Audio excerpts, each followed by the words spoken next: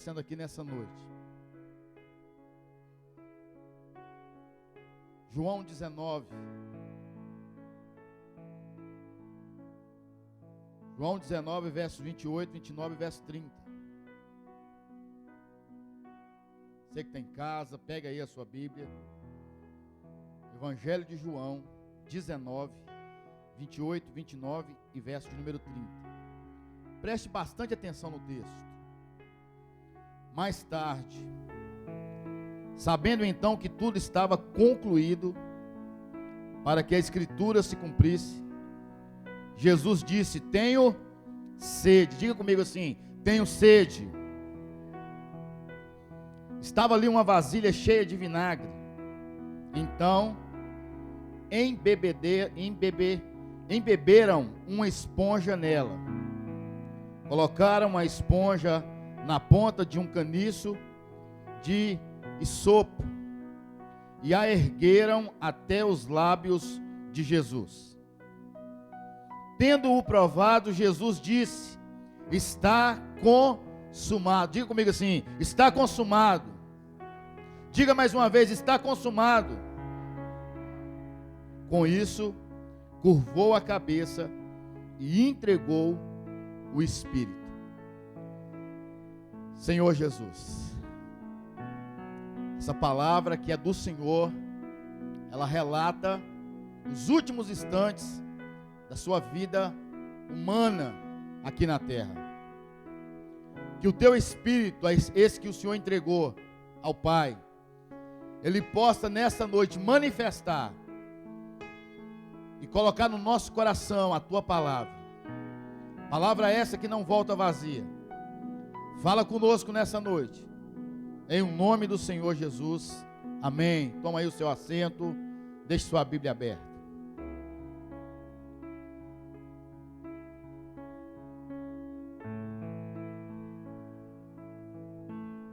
Jesus estava vivendo os últimos minutos, os últimos instantes da sua vida, aqui na terra, e o texto diz que ali na cruz ele teve sede.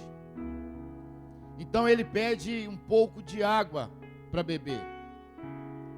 Aqui já cai por terra uma seita, uma heresia que acontecia nesses dias. Quando João escreveu esse evangelho, era mais ou menos aproximado 100 anos do nascimento de Cristo, mais ou menos no ano 100. E havia uma seita chamada gnóstica, os gnósticos. E eles pregavam a seguinte coisa: Cristo não é humano, porque aquilo que é espírito, aquilo que é santo, não pode habitar num corpo que é corruptível. Então, se a pessoa era humana, ela não poderia ser santa, e se ela era espírito, ela não poderia ser humana. Então Jesus aqui, João deixa bem claro que ele teve o quê? Ele teve sede. Só pode ter sede quem é humano, o espírito não tem sede.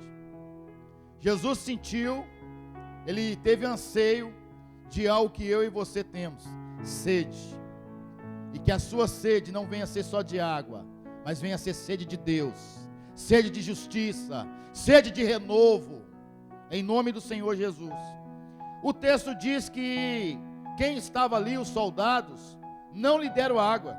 Pelo contrário, pegaram uma esponja e colocaram vinagre. Colocaram na ponta de um instrumento e levou até Jesus. Jesus então declara: está consumado. Tetelestai. A palavra no original, no grego, é tetelestai. Está consumado. Essa palavra, nos dias de Jesus, ela era empregada pelo menos em 3 situações. A primeira situação era quando um escravo, um trabalhador, pegava uma empreitada. E quando ele terminava então o seu serviço, ele dizia: tetelestai. Eu acabei, eu terminei. Então ele recebia.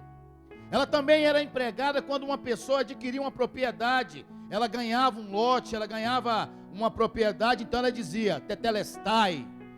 é meu, eu tomei posse, eu entrei na minha casa. E também tinha um significado, que é o que Jesus, ele usa aqui.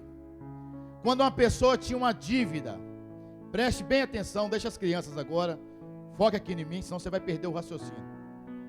Quando uma pessoa tinha uma dívida, e essa dívida era paga, o credor escrevia assim na nota promissória: tetelestai, está pago. Dizendo para aquela pessoa: você não me deve mais nada. Então Jesus aqui, ele declara com a sua boca, com um pouco de força que ainda lhe restava, dizendo: está consumado, está pago, eu terminei aquilo que o Pai pediu para mim fazer. Eu quero te convidar a pegar a sua Bíblia em João mesmo e voltar algumas páginas e te pedir para ir em João 12. João 12, 27. Jesus aqui fazendo um desabafo, ele vai dizer que, ainda que passasse pela cabeça dele em não cumprir o seu chamado, ele iria sim fazer isso. Olha o que está escrito aqui em João 12, 27. Agora meu coração está perturbado, e o que direi? Pai, salva-me desta hora. Qual foi a resposta? Não, eu vim exatamente para isso e para esta hora.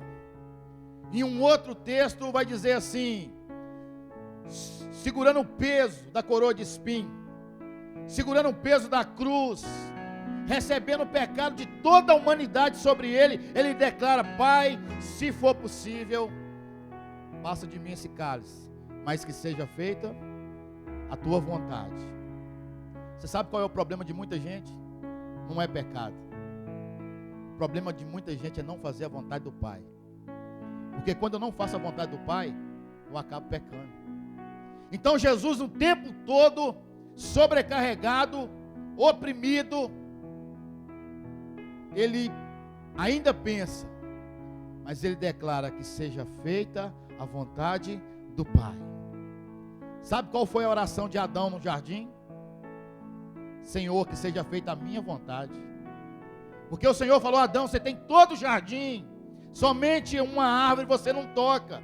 Mas Adão não obedeceu, e ele fez o quê? Ele pegou do fruto que não era dele, do fruto proibido. Então Adão, ele fez a vontade dele, mas Jesus declarou que seja feita a vontade do Pai. É por isso que na oração modelo Jesus nos ensina que seja feita a tua vontade, a tua vontade, porque a vontade do Pai é boa, perfeita e agradável. Então Jesus, ele não fez a obra pela metade.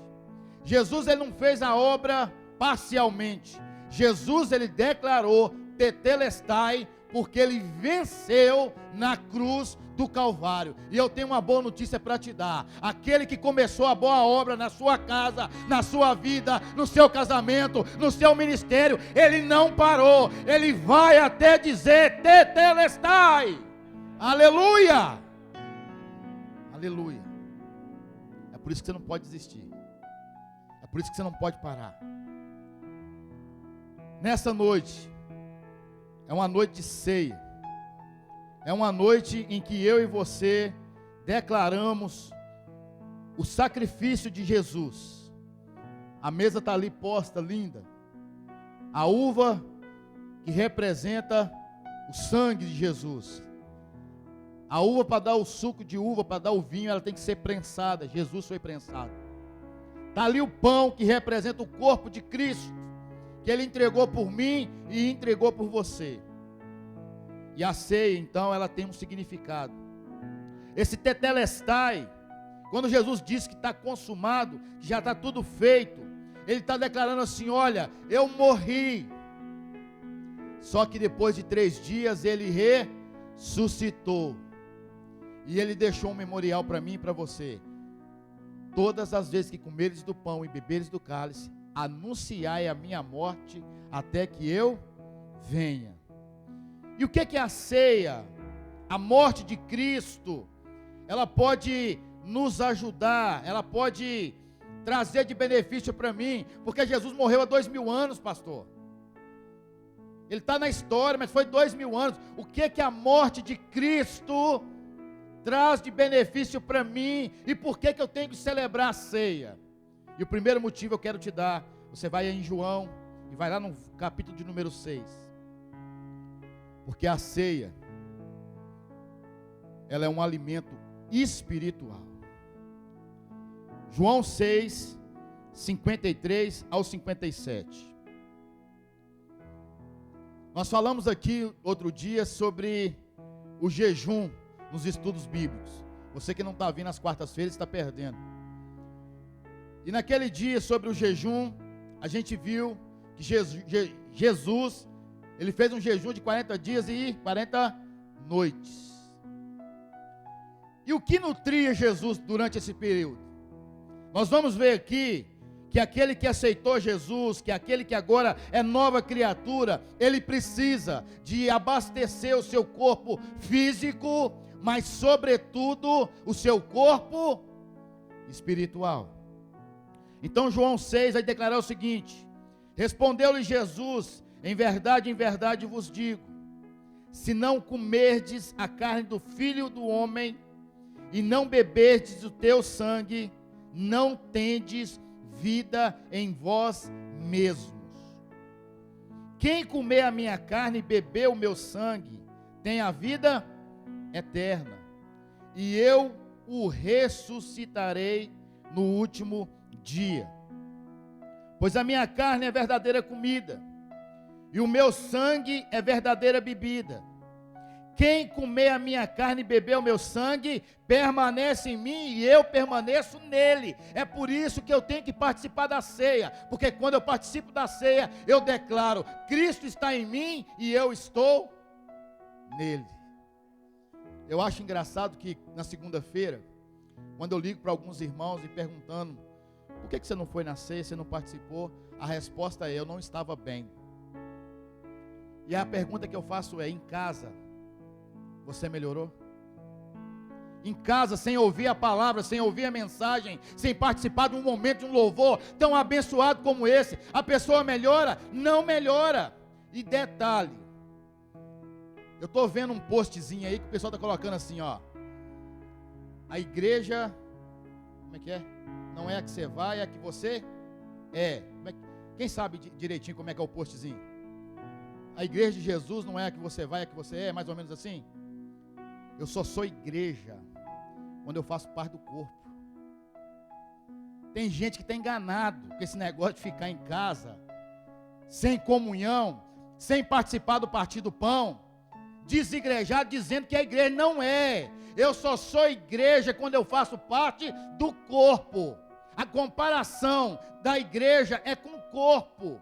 E o pé sozinho ele não é corpo, a mão sozinha ela não é corpo, o corpo é todo mundo junto.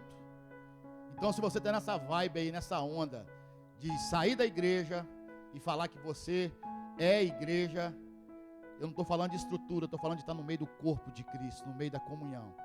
Reveja seus conceitos, porque eu só posso ser igreja se eu fazer parte do corpo de Cristo.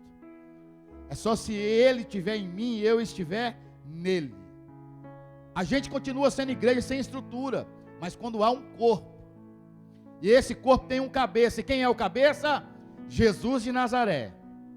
Glória a Deus. Olha só que interessante no verso de número 57: assim como o Pai que vive me enviou, e igualmente eu vivo pelo Pai, também quem de mim se alimenta, por mim viverá. Eu preciso ter alimento espiritual, eu preciso participar, porque senão eu vou ter uma morte, não física, espiritual, que pode me levar sim a uma morte do meu corpo físico. Assim como a oração, o jejum é alimento, ler a Bíblia é alimento, participar da ceia também é nos alimentar, é alimentar o nosso espírito. Glória a Deus. Outra coisa que eu acabei de falar e vou aqui enfatizar: a ceia, ela representa a unidade dos crentes. Pega a sua Bíblia aí, vai comigo em 1 Coríntios 10, no verso 17.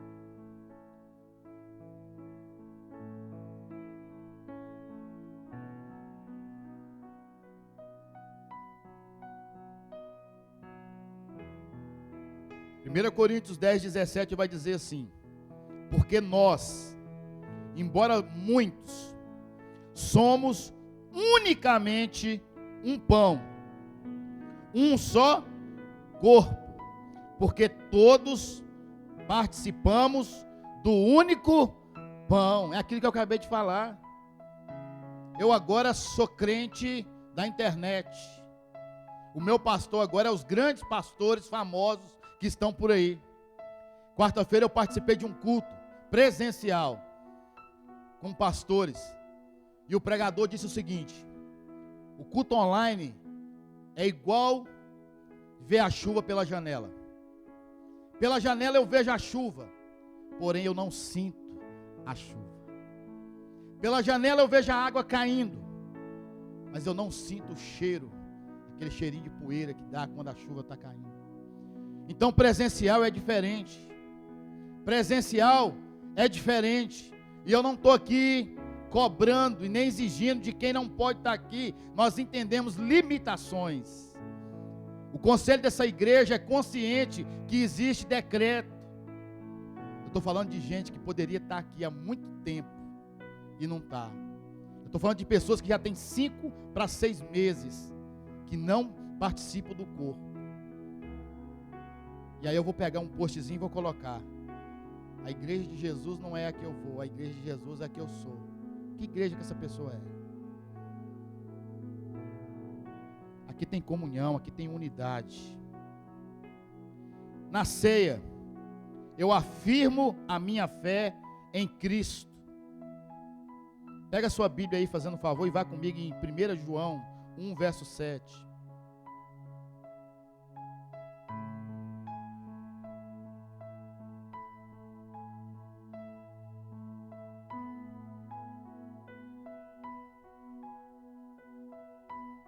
João 1,7 vai dizer assim, preste bem atenção, que tem hora que a gente lê a Bíblia, mas não retém tudo aquilo que ela tem para nos oferecer. Se, porém, andarmos na luz, como Ele na luz está, mantemos comunhão uns com os outros. Então, para começar a história, eu só posso ter comunhão se eu tiver na luz. No corpo de Cristo é assim. Eu só consigo ter comunhão se eu estiver na luz. É por isso que quando a pessoa está numa vida de pecado, ela se afasta e ela põe a culpa na igreja. Não, eu saí porque aquele povo ali, que povo não presta, eu sou melhor. Só que é o contrário. Eu só consigo ter comunhão se eu estiver na luz, assim como Ele na luz está. Agora olha só o que o texto começa a dizer também: mantemos comunhão uns com os outros, e o sangue de Jesus, seu Filho, nos purifica de todo o pecado. Isso aqui é casa de pecadores. Aqui é casa de pecadores. Arrependidos que querem morar no céu. Que pena que só a metade entendeu. Eu vou dizer de novo: aqui é casa de pecadores arrependidos que querem morar no céu. Aleluia! O Edilson falou sobre pessoas que desceram à sepultura. Nós tivemos hoje o desprazer de fazer isso, de levar até a sepultura uma mulher amada, uma pessoa que deixou um legado. Só que para ela agora é só maravilha, porque a dor do câncer ela não tem mais. A quimioterapia não vai machucar ela, não vai queimar mais as suas veias.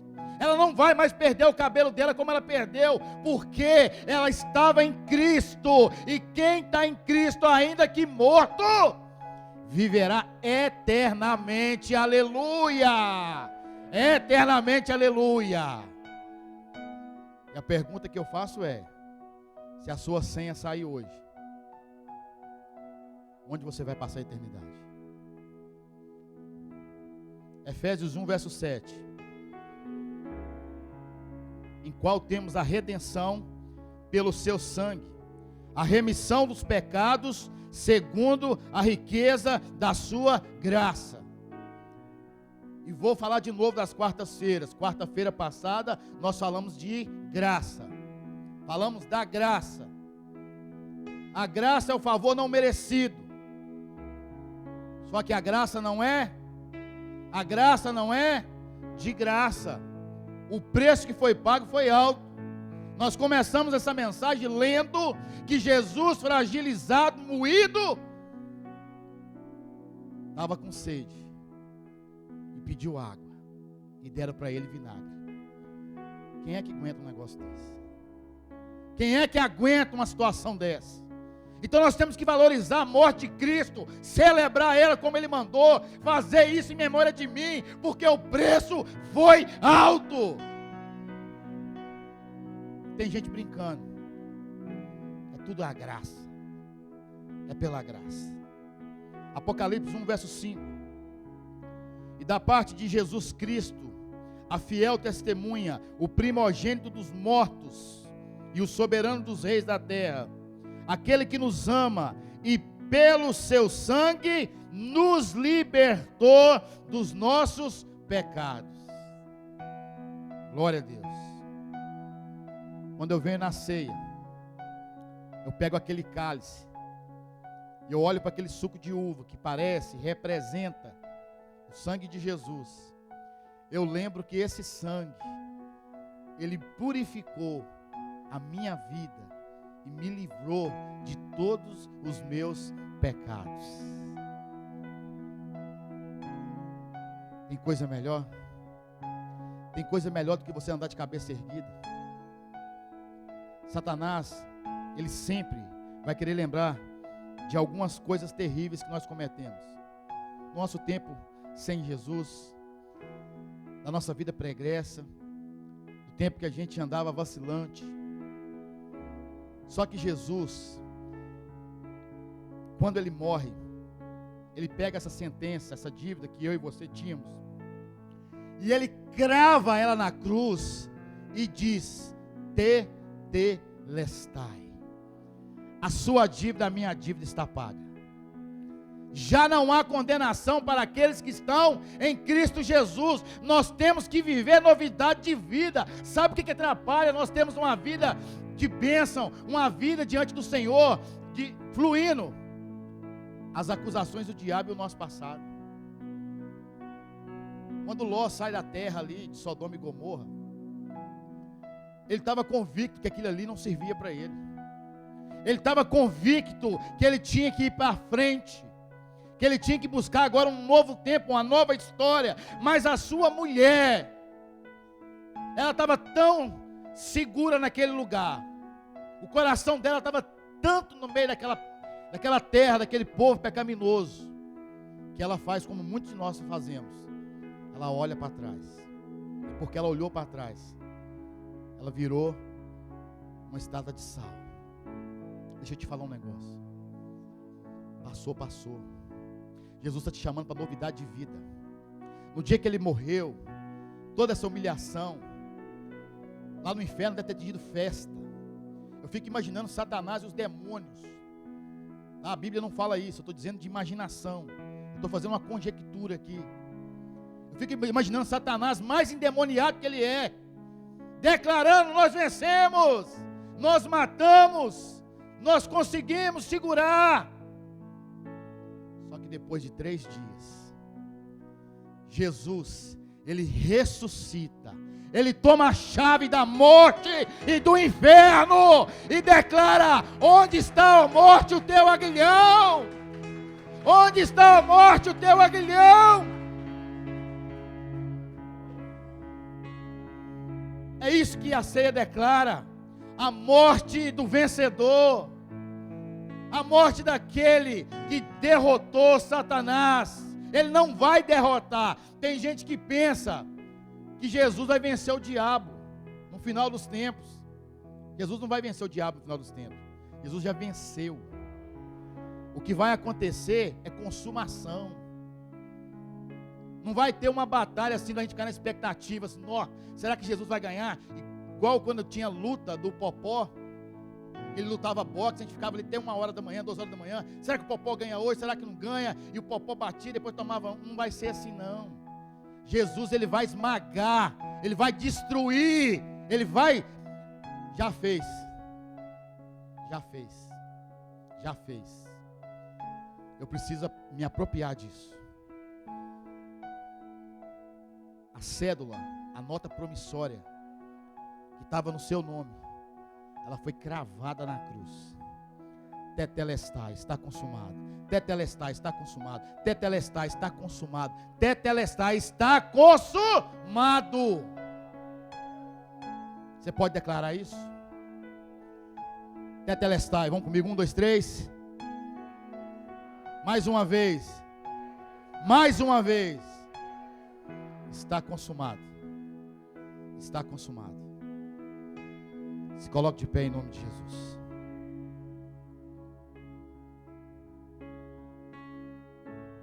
Jesus declara na palavra dele: vinde a mim todos que estáis cansados e sobrecarregados, e eu vos aliviarei. Vinde a mim todos que estáis cansados e sobrecarregados,